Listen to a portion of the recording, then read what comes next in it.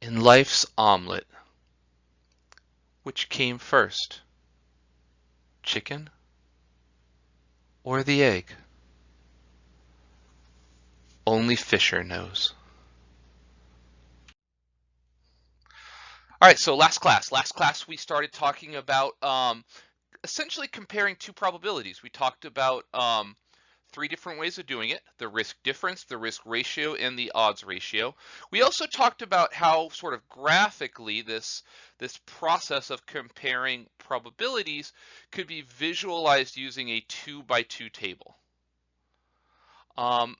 We focused more on these descriptive statistics, although we did talk about inference. It was primarily through confidence intervals, right? That is, we sort of exploited the equivalence between a 95% confidence interval and a significance test done at the 0.05 level, right? And we can create a confidence interval, see whether or not that confidence interval includes the value 0 if you're dealing with a risk difference, or includes the value 1 if you're talking about a risk ratio or odds ratio. It works. It's justified. It's a little bit indirect. So what we're gonna see in the next few slides, actually all the slides of this part of the week's lecture and then the second part of the week's lecture, is the type of statistical inference, the sort of p-value driven inference that's used a little bit more typically in a 2 by 2 table setup. And so these are the tests that we're going to focus on, right? So for those of you that like to keep little checklists, right, this is what we need to accomplish before the week is done. We need to talk about the Pearson's chi-square test, the randomization, sometimes known as the Mantel-Hansel chi-square test, Fisher's exact test, McNemar's test, and then finally we're going to wrap things up by talking about a goodness of fit test.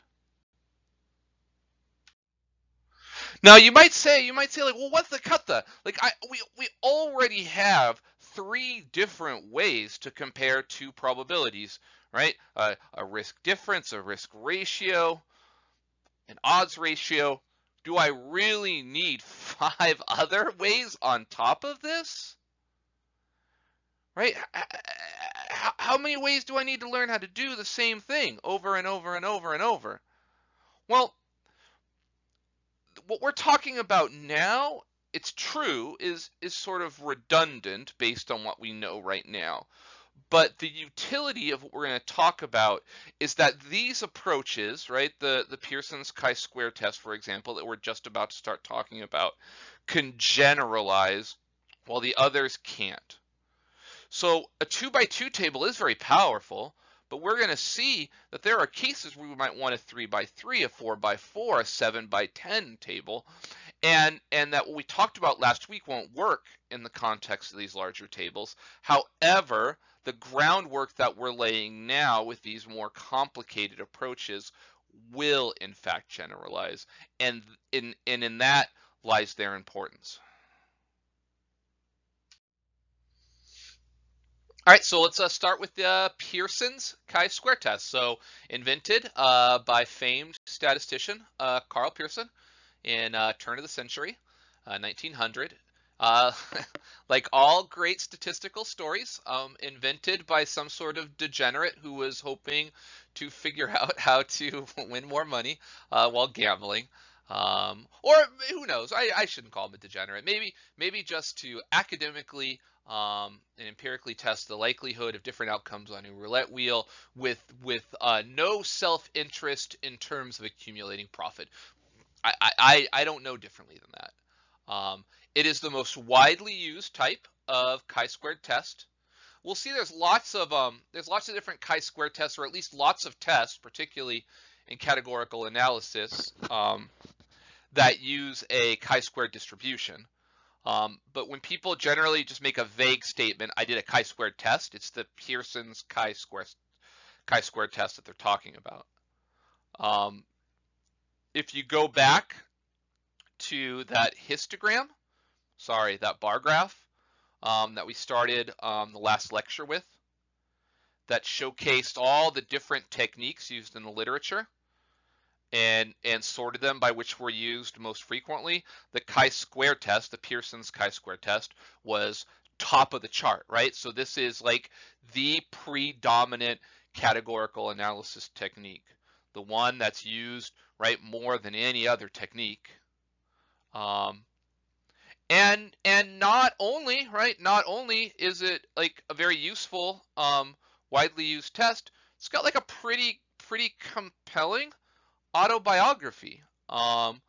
So for those of you who are bibliophiles who love reading, you could check out The Lady Tasting Tea, a general interest, well-written, well-received book about statistics. You don't see that very often.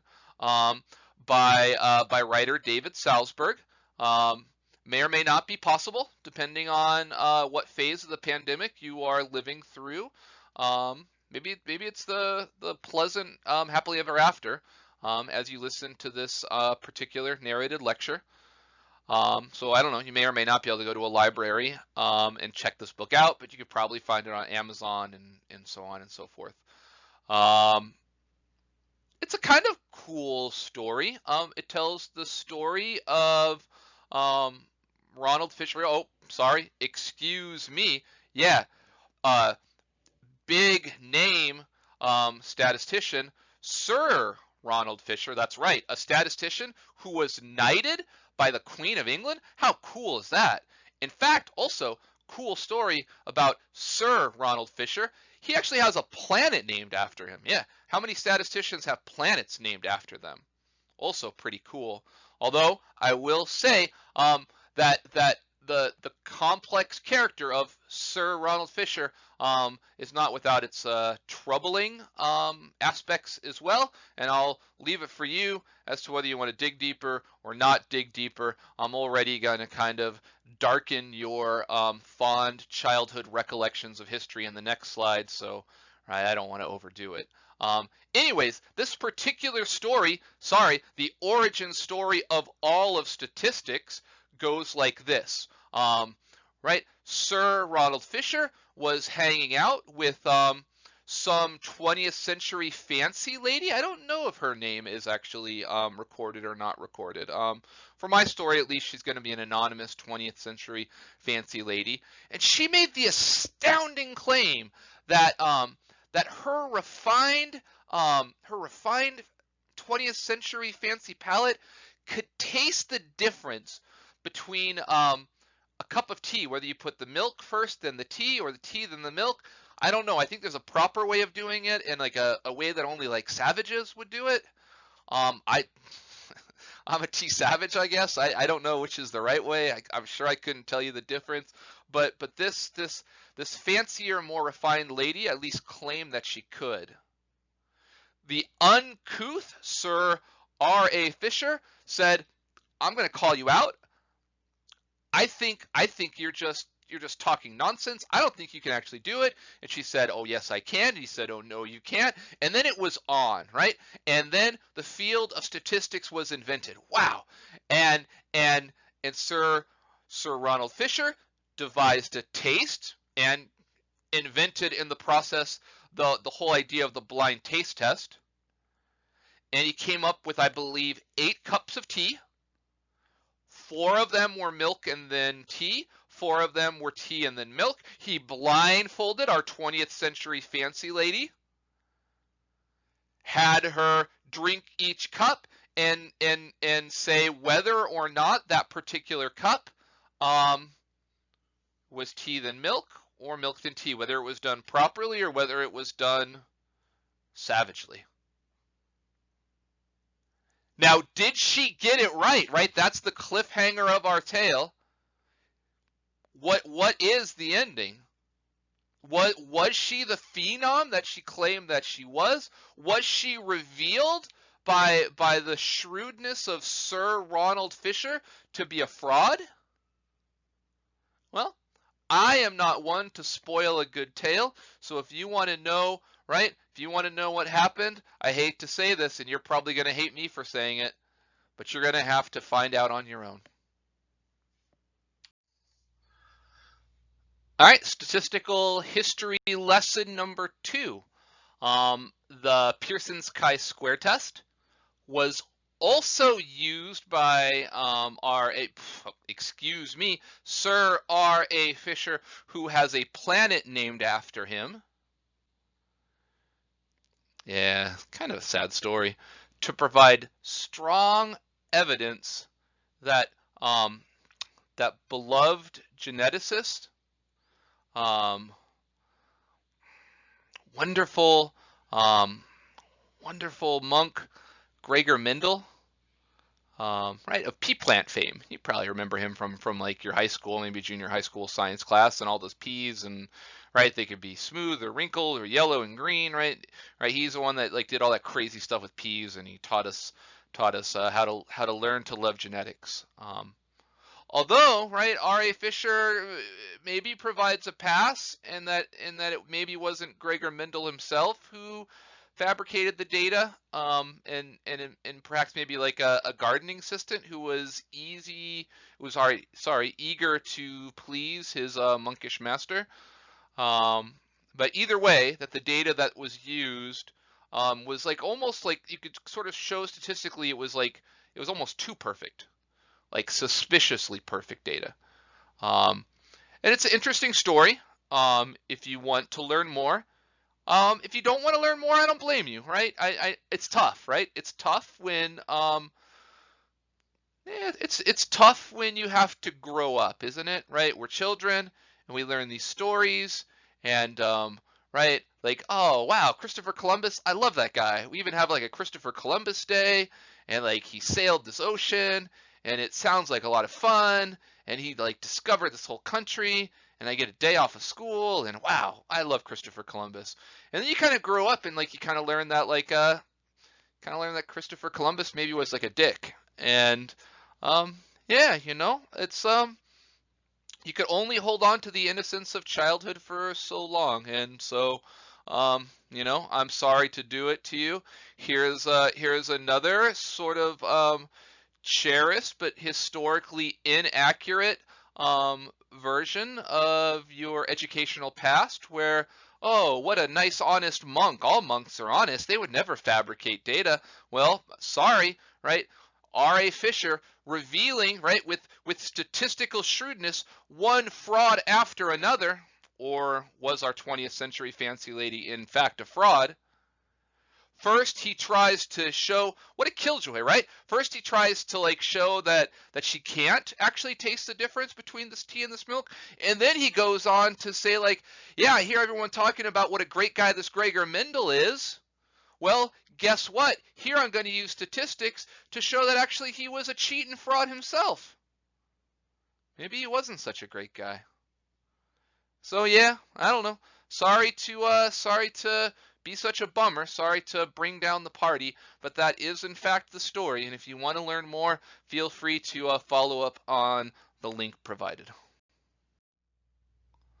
All right, so historical vignettes aside, right, the chi-square test is often used to test the equivalence of two or more. I say or more, right? In the 2 by 2 thing, we are comparing exactly two groups, but we will eventually generalize it.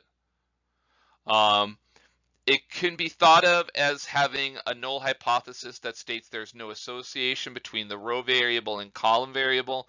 Again, this is kind of a more generalized way of talking about it. It can be thought of or referred to or used as a test of general association, a test of independence, or a test of homogeneity. We'll talk about all those terms over the next few PowerPoints. For a 2 by 2 table, it's doing really just like we've been doing before. It's testing that null hypothesis that pi 1 is pi 2, right? That we have two probabilities of interest. Now remember, these are actually conditional probabilities that we're comparing. These are the row percents, right? The row percent for row 1 compared to the row percent from row 2. The alternative is that they are not equal to one another. All right, so that's what we're testing. Now, where do we get the test statistic to do this test? So there's our test statistic. So we're going to use the sort of script Q for it, subscript P, P is in Pearson. Um, and there's the formula. So, right, it gets a little bit ugly. You got that double summation there.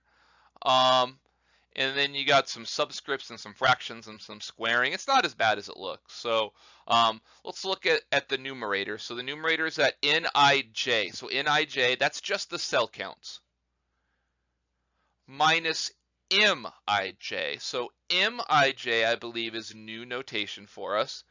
Mij is referring to the mean or expected cell count under the null hypothesis that the two variables, right, our x and our y variable, our row and our column variable, are independent of one another. So, right, the expected cell count if the null hypothesis was in fact true. So, right, what are we really doing, right? We're by subtracting, we're sort of comparing the actual cell count in with what we would expect that cell count to be if in fact the null hypothesis was true.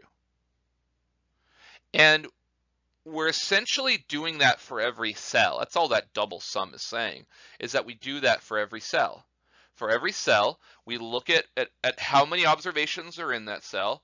We compare it to what we would expect to be there. We compare it by looking at its difference. We square that difference and we divide by that mean. Do that for every cell and add up all the results, right? So our sum for a 2x2 table is we're just adding up four numbers. More generally, right, this is a formula that we'll see in various ways fairly frequently. And more generally, we would just call it, right, observed minus expected squared over expected, right? That's where I'm kind of using that different notation in that rightmost equality. And there I'm making the sum more generally. We're already seeing how this would generalize to a larger table, right? If for a table of any size, what we basically do is for every one of those cells, we look at the observed cell count, we subtract from it the expected cell count, square it, divide by expected, do that for every cell, and add them together, right? So that's the essential formula.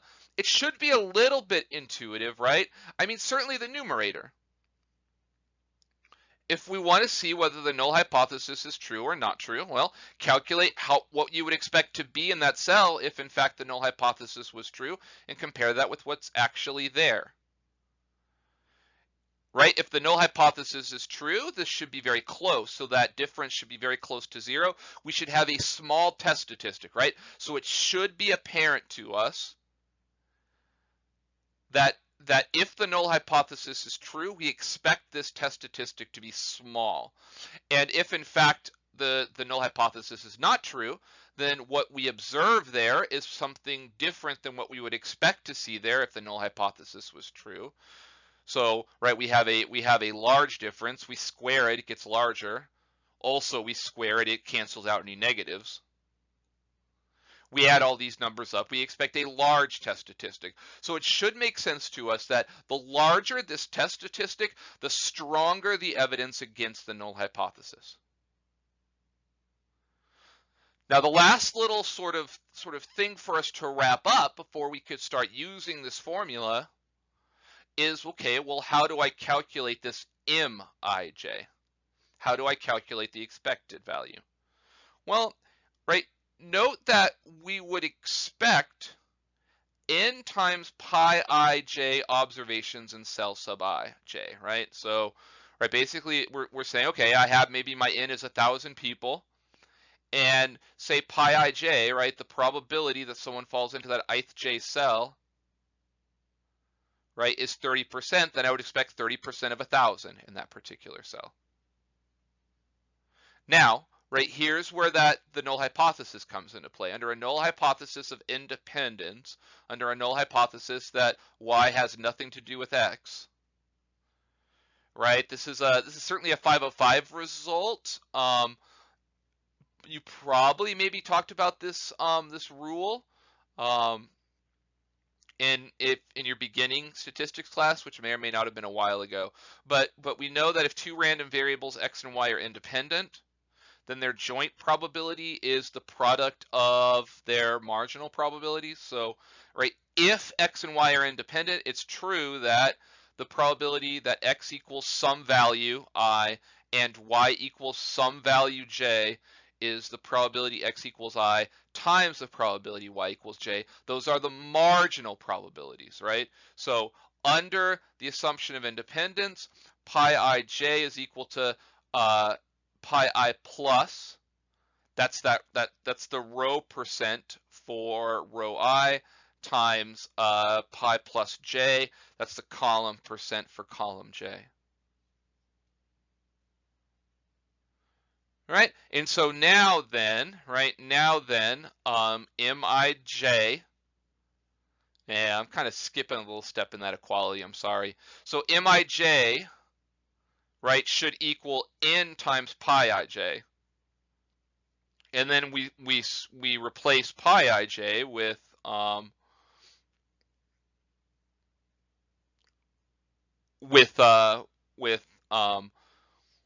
well, pi I plus times pi plus j, but we don't know those pi's, right?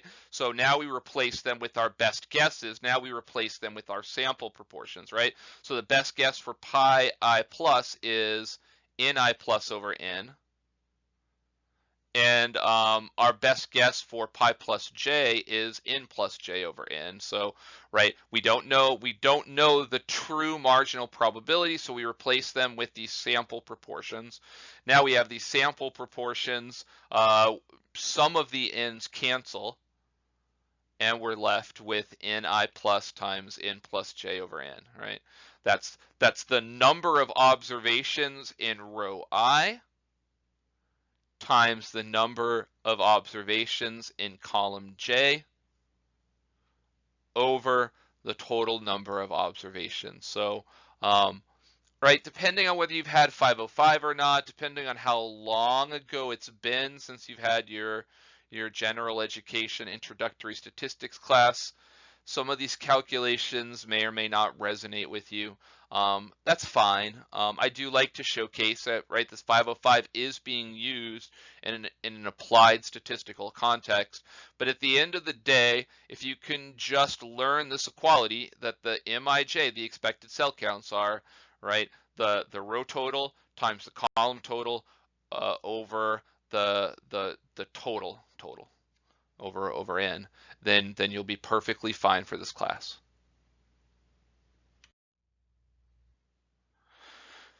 So this creates a test statistic, this Q sub p, and the test statistic can be shown mathematically to follow a chi-square distribution with 1 degree of freedom, assuming a large enough sample. Now, what do I mean by a large enough sample? I mean, as long as our expected cell counts, right, those MIJs, are 5 or more for all cell counts. If all those expected cell counts are 5 or more, then this is going to follow close enough to a chi-square distribution to use it for our statistical inference. Okay? So let's go ahead again, depending on whether or not you've had 505, you may or may not be comfortable with the chi-square distribution. I don't believe we talked about it in Stat 512, so it's very possible for some, maybe even most of you, you're seeing this chi-square distribution for the very first time, right? So in Stat 512, we talked about the normal distribution a lot, right? That was sort of our focal point distribution. In a categorical analysis, we tend to use instead its counterpart, the chi-square distribution. So let's at least look a little bit deeper into the chi-square distribution. So the chi-square distribution only takes positive values. So that makes sense, right? Our test statistic was a sum of squared values. So, right, our test statistic we saw couldn't be negative. So in that sense, it can't be a normal distribution, right? Because a normal distribution goes from negative infinity to infinity. So often when we're squaring things, right, that alone tells us it can't be normal, and right, often such statistics are constructed in such a way to follow a chi-square distribution, right? Chi-square distribution takes values from 0 to infinity. It's a right-skewed distribution. It's not symmetric, unlike the normal distribution. Its shape, in particular its skewness, is controlled by a single parameter referred to as its degrees of freedom. We've seen this idea of degrees of freedom when we talked about t-distributions, right? The t-distribution has degrees of freedom which control its shape. The chi-square distribution also has degrees of freedom. Different degrees of freedom correspond to slightly differently shaped distributions. We're going to use this chi-square distribution a lot in this class, as often as we use the normal distribution in 512. Right, so here's an example of different distributions. That K over there is referring to the degrees of freedom, right? So you can see that for small degrees of freedom, it's heavily skewed, and as the degrees of freedom increase, the skewness starts to dissipate.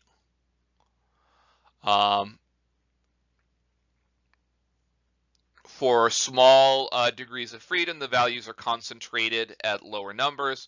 For larger degrees of freedom, right, it starts to kind of spread out more evenly over a larger set of values, right? So that standard deviation increases.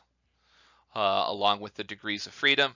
Now, again, remember, right? What does it mean when I say like some random variable follows like a distribution with a particular shape? I'm basically saying that if I took a sample of this phenomenon over and over and over and over and over and over, it made a histogram of the results, that this is sort of what that histogram would look like, right?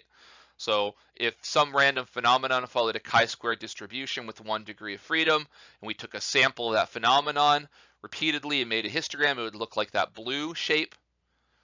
And if some phenomenon followed a chi-square distribution with 10 degrees of freedom, and I sampled it a bunch and made a histogram, it would look like that, maybe that smaller lump yellow shape or yellow line.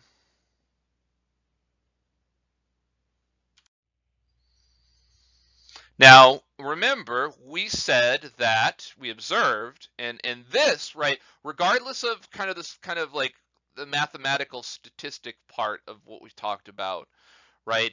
The idea that test statistic, the idea that the larger the test statistic is, the stronger the evidence against the null hypothesis, that is something that should absolutely be intuitive to you. And if it's not, that's a red flag that there's sort of something missing in your sort of statistical schema, and you should reach out to me and talk to me. So based on this observation, that the larger the value, the stronger the evidence, then it should also make sense that we're going to calculate the p-value for our test as, right, the probability of a chi-square distribution. So that kind of curvy X symbol, that's the Greek letter chi. That's why we call it a chi-squared. We're taking the Greek letter chi and squaring it. The subscript 1 is referred to the degrees of freedom. So this is saying the probability that a chi-square distribution with 1 degree of freedom is greater than or equal to our test statistic. Remember that Q sub p was our test statistic. So the p-value is basically what's the probability of seeing something as extreme as our test statistic or more so. That's going to be the p-value for our test. Phew. All right. With that behind us, let's go ahead and apply this to a nice real life example. Kind of a nice, I think particularly timely example with some of our more recent focus on racial justice, right, or maybe more appropriately racial injustice, right, in our country. So this is a true article. Somewhat dated from 1991, Florida Law Review. What they did is they looked at 674 defendants involved in Florida murder cases. and they recorded the victim's race, just white or black, so they focused just on that sort of dichotomy. The defendant's race was a defendant, white or black, and whether or not the defendant received the death penalty, right? So kind of dichotomize these three different variables. We're going to focus on just two of them, which is victim's race and death penalty, right? Which would allow us to ask and answer the question, is justice colorblind, right? We would hope that it is. A lot of what's being discussed right now around us seems to indicate that it's not. So here's some real data, and let's see what the actual data says. All right, data death, right? This is, I'm not gonna lie, this is a little bit of a morbid class, right? We have death data sets. What do we have? We have heart attack data sets. I think down the road we'll maybe start talking about cancer. So yeah, to some people 507 could be a little bit of a downer, but it's the year 2020 as I am narrating this PowerPoint, and I feel like that just kind of fits the overall oh man, how do you, I'm probably gonna say this word wrong, Zeitgeist of the time that we're living through. So there's data death, right? This death penalty data set. We have a race variable. Here the race variable is referring to the race of the victim. The result, did they get the death penalty, yes or no? And then how many defendants fall into each of these categories. So ProcFreak will give us the table. Here I wanted to emphasize this expected keyword. So notice that's a new one. That will actually, the expected keyword will give us the MIJs, right? So that's kind of nice to have. And then if I want the actual chi-square statistics that we just spent all this time talking about, I use the chi-square keyword. I don't typically use the no row option, but I did for this example, just to kind of eliminate some extraneous output to better focus on the expected cell count, which I want to emphasize is something new that we're learning how to do.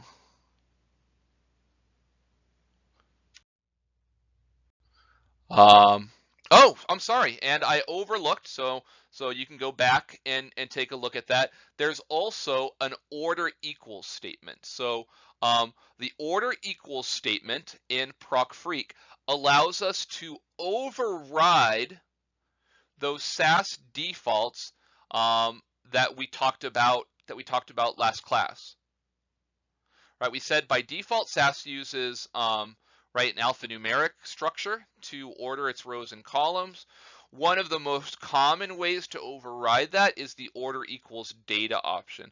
The order equals data option orders the rows and columns by the order the categories appear in the data set. So the order equals data will order the rows and columns by the order the categories appear in the data set. The expected keyword, as I said, will show us the expected cell count, the MIJs for each cell. All right, so here's the results. So notice that the ordering is completely non-alphabetical, right? Right, the rows are white then black. SAS default would have done black then white. Right? Why did we get this result? Well, because when I made that data set, I put white first, and so when I did order equals data, it looks for the value that occurred first inside the data set, and so this was the white variable, and so it did that first. Right? Similar with the yes and no. Right? The first value that SAS saw for the result variable was yes, so it made that the first column. All right. So again, we're gonna go through these slides, and we're gonna now ask and answer a bunch of questions about this output. Like I've already said before, I think probably your best approach is to print these PowerPoints ahead of time, and then have the paper in front of you, and then you can refer back to this output as I utilize it in further slides, right? Unlike the classroom, in the classroom, I can have the slide projected on the screen and I could be writing right next to it on the whiteboard. That's what I would often do in the classroom, right? I don't have that luxury. So you're gonna have to print these outputs, keep it in front of you. I'm gonna be pulling numbers from the output to answer a variety of questions coming up. I can emphasize as we're looking at this now, right? Look at that table. Right, for white defendants that did get the death penalty, what is there? There's 53 of them. What would we expect there to be there? What would we expect there to be there under the null hypothesis if there was in fact no relationship between a defendant's race and whether or not they got the death penalty? We would expect there to be 48.73, right? That's the expected cell count. Where's that 48.73 coming from, right? It's that row total times the column total over the overall total. So it's 483 times 68 divided by 674, right? And I want you to verify, right, all of those expected cell counts, right? Do the calculations just this once, right, on a calculator. Verify where SAS is getting that 434.27. Verify where SAS is getting that 19.27. Verify where SAS is getting that 171.73, right? Those are all the expected cell counts. Our test statistic is that first line where it says chi-square. Right, so our test statistic is 1.4685. Its p-value is 0.2256, so we're going to fail to reject the null hypothesis. In upcoming slides, we'll elaborate on all this information. But I just wanted to kind of showcase now where the relevant numbers that we're going to be using are coming from.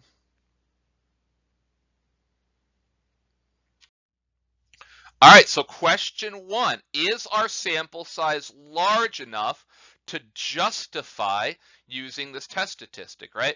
How well this test statistic works depends on whether or not is in fact close enough to a chi-square distribution.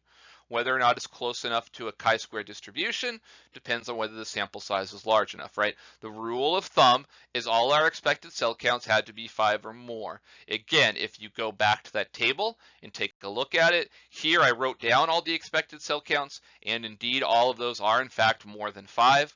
So we are good, right? Check. Our sample size is in fact large enough. Question 2. I verbalized this earlier, but here I'm writing it down. Where does the expected cell count 48.73 come from? It's the row total times the column total over the overall total.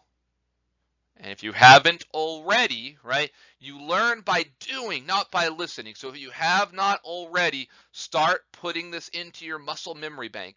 Do the calculations of the other 3. I know you're looking and say, okay, I know how to do that, but you want to remember how to do that. You want to internalize how to do that, and you do that by doing it, not by dismissing it. So if you haven't already, I know it's tedious, but nonetheless, stop this video and go back to that table and do the other 3 calculations on your own.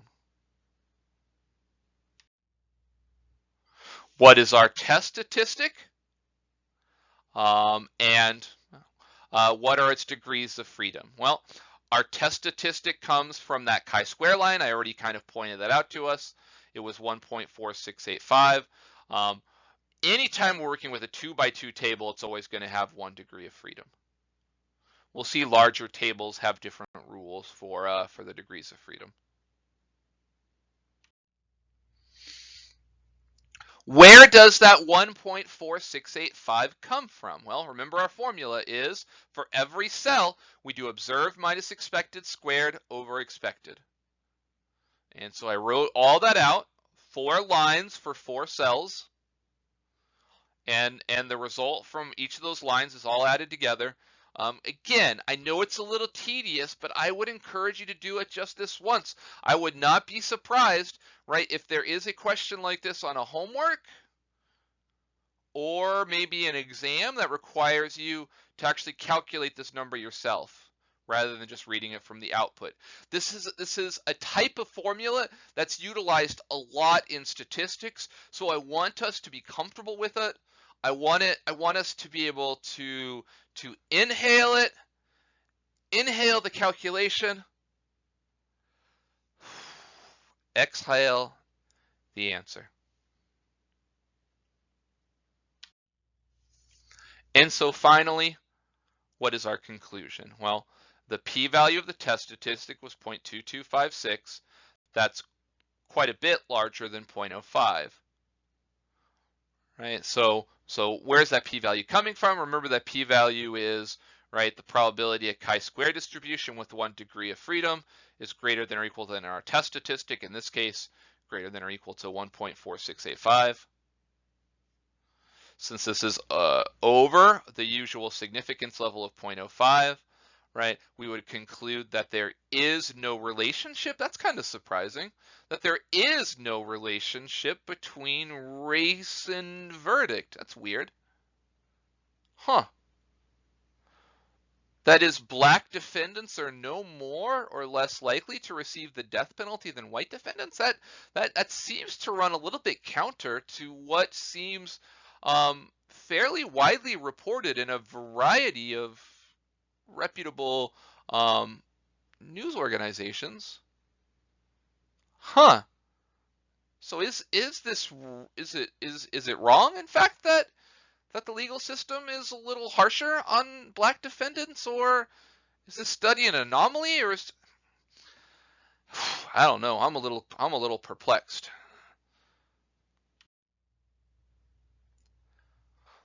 What would happen if we were to dig a little deeper? I know in theory this shouldn't matter because we actually tested that these probabilities are not significantly different from one another. But I do think it's nice, like sort of just descriptive statistics, to do those row probabilities. Here I did them, quote, by hand. By hand, I mean I didn't have SAS calculate it by removing the no row option.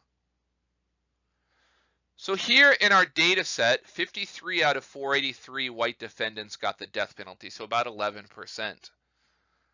And in our data set, in this data set, 15 out of 191 of our black defendants got the death penalty, so that's about a little less than 8%. What the cut the? This is very unexpected. I keep hearing and I believe it. This is certainly not. I'm not trying to negate anything here. I'm just taking a data set and I'm analyzing it in as objective way as I can. I'm doing my best. But I'm actually comparing the probabilities, and it actually looks like in our data set, a higher percentage of white defendants got the death penalty. That is, I don't know, looking at this data set, it looks like it's a little bit more dangerous to be a white defendant in this judicial system, at least looking at the death penalty. Although, I guess, maybe this is comforting. We did statistically conclude this difference was non-significant. So even though the point estimates indicate that the probability of a white defendant gets a death penalty is larger, right? Statistically, we would say that they're sort of interchangeable. But even that runs a little bit counter to kind of what I expected to see. Huh. This is a very interesting example, isn't it? It flies in the face of our expectations. And there's a reason that it flies in the face of our expectations. And so I'm going to leave it to you to think about it a little bit, to think about why this seems to be giving us a surprising conclusion. And I do promise you, the why, the mystery, will in fact be unveiled. I promise you. Yeah, I know. Something to pique your interest and keep you invested. A little carrot to drag in front of you until we get past the drop deadline. Ha! And then you're stuck with me. And then I'll go ahead and tell you the secret behind this unusual example. Because there is more for us to find out. But for the time being, based on our admittedly limited expertise in categorical analysis, this is where we're going to have to stop for now.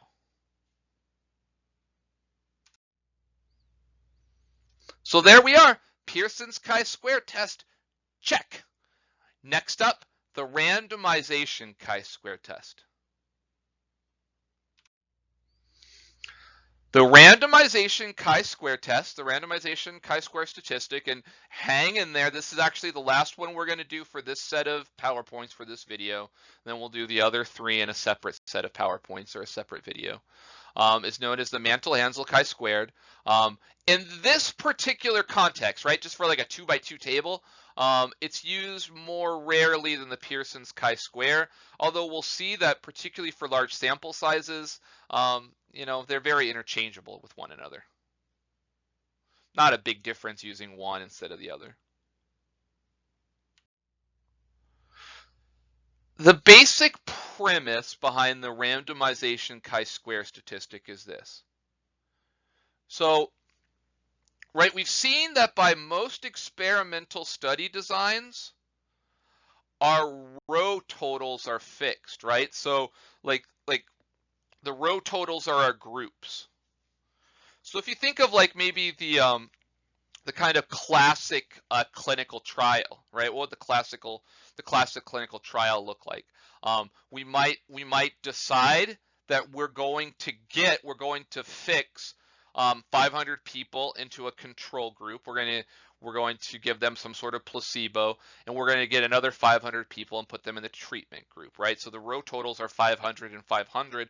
We decided that ahead of time. We decided, right, maybe based on power calculations, we want 500 people to take the actual medicine, and we want 500 people to take the fake medicine.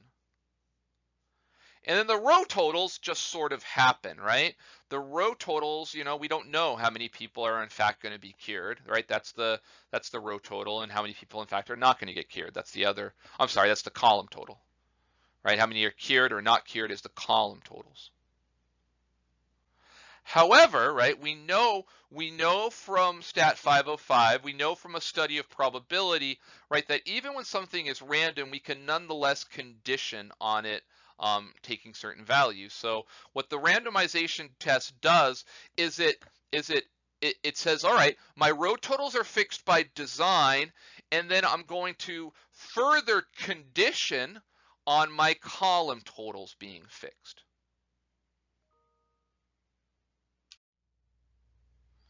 Now, most textbooks just sort of state that as if it's an obvious fact, that this is something like it's just no big deal. Of course we do that, like, duh. However, right, it's something whose appropriateness is actually still debated in the literature. So, right, one of the seminal textbooks recommended in our syllabus as a supplemental textbook, depending on how deep you want to go, is Agresti. Agresti kind of writes some of these kind of like Bible-esque manuals in categorical analysis. Page 94 talks a little bit about some of the debate about whether it's appropriate or not appropriate. Regardless of its appropriateness, it is common practice. And it turns out that conditioning on column totals being fixed is mathematically far more tractable than failing to do so. The origin goes back to that famous T experiment. Does it make sense? Does it make sense? Does it make sense for the T experiment to have fixed columns? In that example, it does make sense, I think. Let's look at that a little bit more closely. Sorry, we'll look at it a little bit more closely in one more slide. So before I do that, I want to make this following implication. If we're willing to accept that the row totals are fixed by design, column totals are fixed just by us conditioning on them, then only one of the 4 interior cells is random. It could be any one of those 4. But the idea is if you fix any one of those cells, then all the other 3 cells are no longer random. That is, they all sort of fall into place. So only one of the 4 cells is in fact random. By convention, we focus on that upper left cell, N11, and we make that our random variable of interest. We say, well, the number of people that are going to fall in that top left cell is random, but once we know that random phenomenon, there's sort of no randomness left in our table. And we're going to take a look at that in the next slide. So here is a table. It might be what was used in the tea tasting experiment, right? So there were 8 cups of tea, 4 of which had the milk, then the tea, 4 of which had the tea, then the milk, right? So our rows are like those 2 outcomes, right? Row 1's maybe milk then tea. Row 2, sorry, is tea then milk. So that's the maybe truth. And then column Y would be our 20th century fancy ladies guess, right? So, right, the first one is she guesses that it was milk then tea, and the second column is she guesses it was tea then milk. In this example, it actually does make sense, right? That right, we decided ahead of time to do 4 cups one way and 4 cups another way. So those row totals are fixed by our decision. But the column totals would be fixed just based on, right, just our 20th century fancy ladies common sense, right? Especially if we told her, here's 8 cups, 4 of them were done one way, 4 of them were done another way. Well, she's going to drink all 8 and try to put 4 of them in one group and 4 of them in another group. So it would make sense that, right, the column totals would be 4 and 4. Now, if all these are fixed, do you see that if I put any number in that top left column, for example, the number 1, then that table just fills itself in now, doesn't it?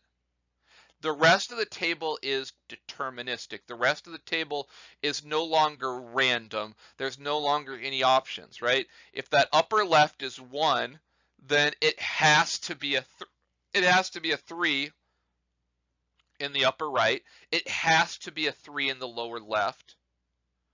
And it has to be a 1 in the lower right. Do you agree with all that? Hopefully you can see it. If you cannot see it, then as always, never hesitate to reach out to me.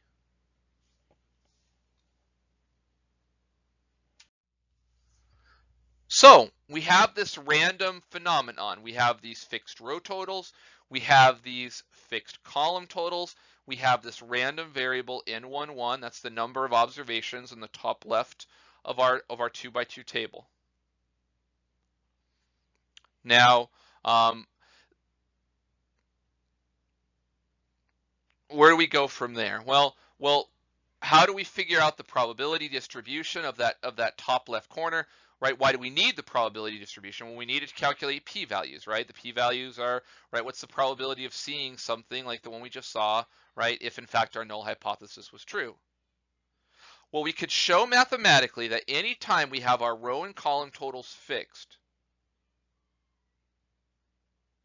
and we're working under the assumption that the outcome of interest for both rows has the same probability, then the following outcome holds. That is, N11 follows what's called a hypergeometric distribution. Now again, Stat 505, right, a sort of basic mathematical statistics class, is not a prerequisite for this. So I'm not going to really get into kind of the details behind the hypergeometric distribution. It is not a distribution you would have covered in an introductory statistics class, right? In an introductory statistics class, you probably would have talked about the binomial random variable, but not the hypergeometric, although the hypergeometric is kind of just a slightly more fancy smancy version of the binomial. If you've taken 505, you're familiar with it, but if you haven't, and 505 is not a prerequisite, you're probably not familiar with it. It's kind of a crazy sounding name. You would think they could come up with something a little less frightening than hypergeometric. Right? You see the word hypergeometric and you right away think like, oh man, I'm about to get an F on this test. There's not a lot to it. It's interesting. If you haven't taken 505, I mean, you could certainly Google it and read up on it, and I'm sure you could teach it to yourself. Um, but I thought about putting it in this slide, but it seemed like too long of a tangent for something that I'm not really supposed to be using as a prerequisite. So, right, for now, just accept it when I say it follows the distribution of a random variable. It's a discrete random variable that's known as the hypergeometric random variable. Now it turns out, interestingly enough, that right the hypergeometric distribution in this example, in the context of this table, could be shown to have a mean. So here I'm using m for the mean or expected value of n1 plus, that's the row total, times n plus 1, that's the column total, divided by n, that's the overall total. So there we go, right? Deja vu. Oh no, where have I seen this number before? This is exactly the expected cell count that we were using for the Pearson chi-squared. So we have that same sort of calculation for the mean or expected value. The hypergeometric, like all random variables or most random variables, has a variance. And there is a closed form formula for the variance. It's not particularly relevant for us, so I didn't list it. But there is a variance. You can look it up very easily. It's just the variance of a hypergeometric distribution. Moreover, we can show mathematically that for a sufficiently large sample size, this N11, that upper left-hand cell count, follows a normal distribution, or approximately normal distribution. And so, right, taking these little tidbits, these little factoids, and combining them, we get our randomization chi-square statistic. So our randomization chi-square statistic, we're just going to use the Q, script Q, with no subscript. It's N11 minus M11. So again, right, pretty intuitive. We're looking at the number of observations in that upper left-hand cell and comparing it to what we would expect to be there under the null hypothesis. We're squaring that difference and we're dividing by the variance. It turns out that this follows a chi-square distribution with 1 degree of freedom. This is a fact that if you take in 506 should not be surprising to you. And even if you haven't taken 506, it's a fact that's worth knowing because it's used a lot in applied statistics. So the fact is this: if you have a standard normal distribution, right? A standard normal distribution is what? It's a normal distribution with a mean of 0 and a standard deviation of 1. If you have a standard normal distribution, math fact, if you square it, you get a chi-square distribution with 1 degree of freedom. Probably proved it, or at least learned it in Stat 506. Even if you haven't taken 506, it's a good fact to know and be aware of. So notice, right, if we kind of rewrite that formula a little bit, like N11 is like our X, M is like our mu. So what do we kind of have? We kind of have like X minus mu divided by the standard deviation, that whole quantity squared. That's essentially what's going on, right? X minus mu over the standard deviation squared. Well, X minus mu over the standard deviation is just referred to as standardizing, right? And if that n value follows a normal distribution, which we said it does for a sufficiently large sample, then that's just taking something that's a normal random variable, standardizing, is turning it into a standard normal. And so, right, that creates a standard normal. We square it, we get the chi-squared distribution. It's a pretty common trick. And so something I want us to be aware of, regardless of your kind of 505, 506 background.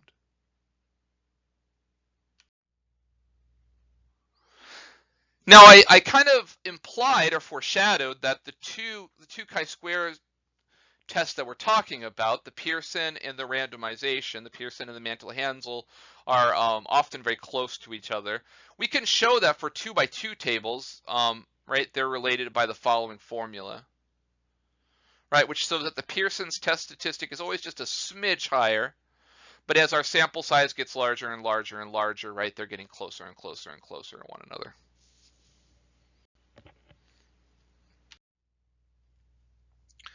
Now, I said that for this to work, we need a large enough sample. We said for a sufficiently large sample that N11 follows a normal distribution.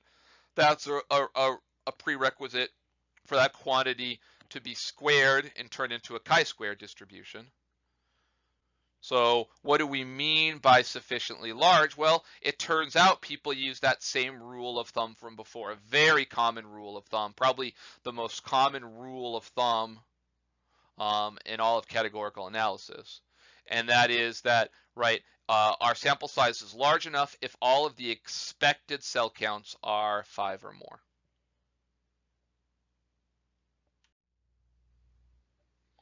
The randomization chi-square is listed under Mantel-Hansel in the output. I'll show it to you, or you'll be able to see it for yourself in the next slide. You'll see in our next slide it's equal to 1.4663, which of course is very, very close to the Pearson chi-squared of 1.4685. And they're related by that following formula. Right, our overall sample size in this case was 674.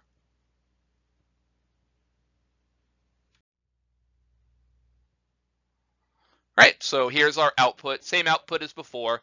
So we used the chi-square line last time.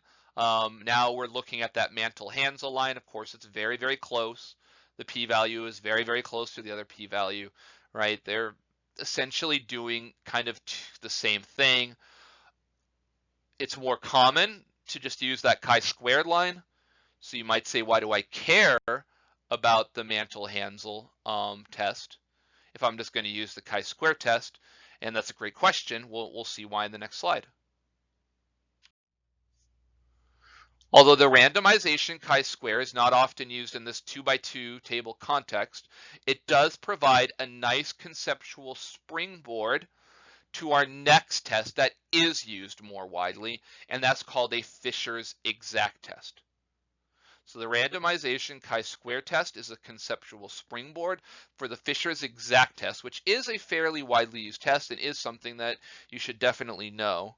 It's also used as a foundation for doing tests on strata of 2x2 tables, which is what we're going to talk about in our next set of lectures.